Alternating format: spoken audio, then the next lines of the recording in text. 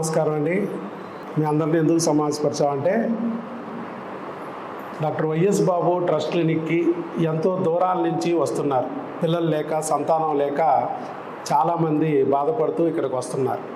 ఐయుఐలు పోయి, ఐవీఎఫ్లు పోయి, ఆపరేషన్కి వెళ్ళినా ప్రెగ్నెన్సీలు రాక, చివరికి లక్షలు ఖర్చు పెట్టినా ప్రెగ్నెన్సీలు రాక ఇబ్బంది పడుతూ ఎవరో మరి ఒక వీడియో ద్వారా చూసో, లేకపోతే స్నేహితుడి ద్వారానో, బంధువుల ద్వారానో నా గురించి తెలిసి మీరు బస్సులు ఎక్కి, ట్రైన్లు ఎక్కి ఇంత దూరం వస్తున్నారు.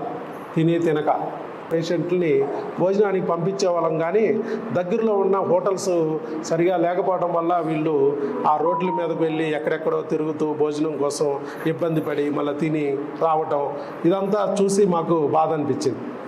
వాళ్ళని హోటల్స్కి పంపించి వాళ్ళని ఇబ్బంది పెట్టేదానికన్నా కొత్త ప్రదేశం, మరి ఇలాంటి ఇబ్బంది పడేదానికన్నా మనమే తెప్పించి వాళ్ళకి ఫుడ్ని ఆ టైంకి ఇచ్చేస్తే బాగుంటుంది కదా అనే ఉద్దేశంతో, ఎలాగూ మేము లయన్స్ సేవా సంస్థలో రీజనల్ చైర్మన్గా ఉన్నాను నేను. అలాగే నా శ్రీమతి, మన మేడం గారు పావని గారు లయన్స్లోనే దుర్గా తేజ క్లబ్కి ప్రెసిడెంట్గాను, జోన్ చైర్మన్ గారు ఉన్నారు. జోన్ చైర్మన్ అంటే దుర్గా తేజ క్లబ్బులు లాంటివి ఇంకొక 7 క్లబ్బులకి ఆవిడ హెడ్. అలాగే నేను 18 క్లబ్బులకి, ఇక్కడున్న 5 క్లబ్బులు అంటే గీతాంజలి, అవని, అభయ, అలాగే అంజలి, ఈ 5 క్లబ్బులే కాకుండా మొత్తం 18 క్లబ్బులకి నేను హెడ్, అంటే రీజనల్ చైర్మన్ అంటారు నన్ను. బయట మేము వెళ్ళి ఎన్నో సేవా కార్యక్రమాలు చేస్తాం. బయటికి వెళ్ళి మనం సేవ చేసేదానికన్నా మన గురించి వెతుక్కుంటూ వచ్చేవారికి మరి అన్నం అనేది అందేటట్టు చేసే, అది కూడా ఒక మంచి సేవా కార్యక్రమం కదా. మన ప్రతిరోజు మనకు వచ్చిన పేషెంట్లందరికీ ఇలా భోజనం పెట్టాలి అని నిర్ణయించుకున్నాము. ఆ కార్యక్రమాన్ని మీ అందరికీ మరి ఒక ఆకలి బాధను తీర్చడానికి ఆ దేవుడు ప్రసాదం మీ చేతికి అందడానికి ఉపయోగపడుతుందని ఆశిస్తున్నాను. ఇప్పుడు మనకి ఈరోజు ఈ సేవా కార్యక్రమంలో పాల్గొనడానికి, మనకి ఆ ఆహారం అందించడానికి మనకు ముఖ్యంగా డాక్టర్ రాజలక్ష్మి గారు వచ్చారు. మేడం గారు కూడా నాతో పాటు గైనకాలజిస్టు. మేడము మేము కలిసి ఎన్నో ఆపరేషన్లు చేశాము. ఎంతోమంది మరి సంతానం లేని దంపతులకి మరి సంతానం కలిగించేటట్టు చేసిన సీనియర్ గైనకాలజిస్ట్ మేడం గారు. వారి ద్వారా మన లైనిజంలో ఉన్నారు. ఇప్పుడు లయన్స్ క్లబ్ ఆఫ్ అభయాలో వారు సభ్యులుగా ఉన్నారు. తర్వాత మరొక ముఖ్య అతిథి మాకు షరాబందిరావు గారు. వీరు లయన్స్ క్లబ్లో రీజనల్ చైర్మన్గా, అంటే ఇప్పుడు నేనైతే పదవి చేశానో ఆ పదవిని కూడా ఆల్రెడీ చేసి ఎన్నో సేవా కార్యక్రమాలతో మరి ముందున్న వ్యక్తి. మనం ఈ అన్నప్రసాద వితరణ కార్యక్రమంలో పాల్గొన్నాం. Thank you. ఒకసారి దుర్గతేజ ప్రెసిడెంటు మరి మన మేడం విజయదుర్గ పావని గారిని మాట్లాడవలసిందిగా కోరుకుంటున్నాం. Good afternoon to all. ఈరోజు హాస్పిటల్కి వచ్చిన మీ అందరికీ డాక్టర్ గారు ఇప్పుడు చెప్పారు కదా, ఈరోజు నిన్న స్టార్ట్ చేసాం. రోజు ఇక నిత్య అన్నదానం అనేది పెట్టాలనుకున్నాము. ఎందుకంటే ఒకరోజు మా పేషెంట్స్ చాలామంది మధ్యాహ్నం పూట ఈ ప్రొసీజర్స్ అయిపోయాక లంచ్ చేసిరండి, కౌన్సిలింగ్ స్టార్ట్ అవుద్ది అని చెప్తుంటే వాళ్ళు ఎటెళ్ళాలో తెలియట్లా. అంటే లోకల్ వాళ్ళు ఓకే, తెలంగాణ సైడ్ కలకత్తాలో వచ్చిన వాళ్ళకి ఎటు వెళ్తే ఫుడ్ ఉంటుంది, ఎక్కడ హోటల్స్ ఉంటాయి, చాలా గందరగోళం అవుతున్నారు. వాళ్ళతో వచ్చిన ఒక పెద్ద ఆవిడ కూడా తప్పిపోయారు ఒకసారి ఇట్లాగే. అప్పుడు నాకు ఐడియా వచ్చింది, వీళ్ళని బయటికి పంపడం కన్నా మనమే ఇక్కడ వీళ్ళకి భోజనం ఏర్పాటు చేద్దామండి అనగానే మా డాక్టర్ గారు వెంటనే ఓకే చెప్పారు నాకు. నిజంగా దీనికి ముందుగా నేను డాక్టర్ గారికి ధన్యవాదాలు తెలుపుతున్నాను. చాలా థ్యాంక్ యూ సో మచ్ అండి. అలాగే మీ అందరికీ ఆల్ ది బెస్ట్. అతి త్వరలో మీరందరూ అమ్మ నాన్న కాగలరని ఆశిస్తున్నాను.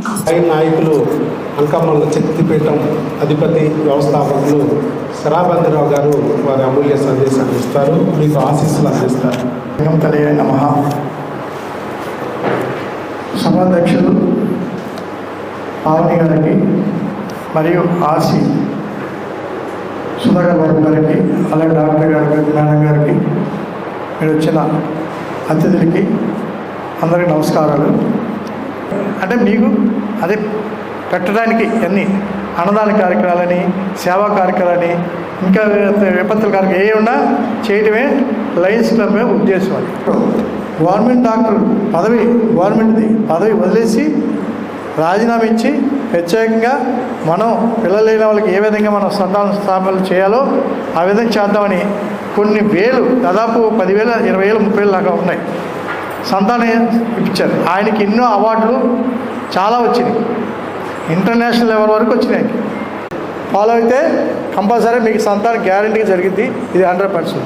Thank you. శక్తిపీఠాన్ని స్థాపించి చాలామందికి పిల్లలు లేని వారికి వారి ఆశీస్సులతోనే పిల్లల్ని కలిగించిన మహనీయులు వారు. మా మీద ప్రేమతో, మా మీద అభిమానంతో వారు మాకు అన్ని రకాలుగా అండదండలుగా ఉన్నారు. మేము కూడా మీ అందరికీ ఆశీస్సులు ఇమ్మని చెప్పింది ఎందుకంటే మీరు కూడా ఎన్నో కష్టాలు పడ్డారు. ఇక ఆ దేవుడు ఆశీస్సులతో మీరు త్వరలోనే బిడ్డని పొందాలి అనే ఆకాంక్షతో వారి ఆశీస్సులు మీకు అందించడం జరిగింది.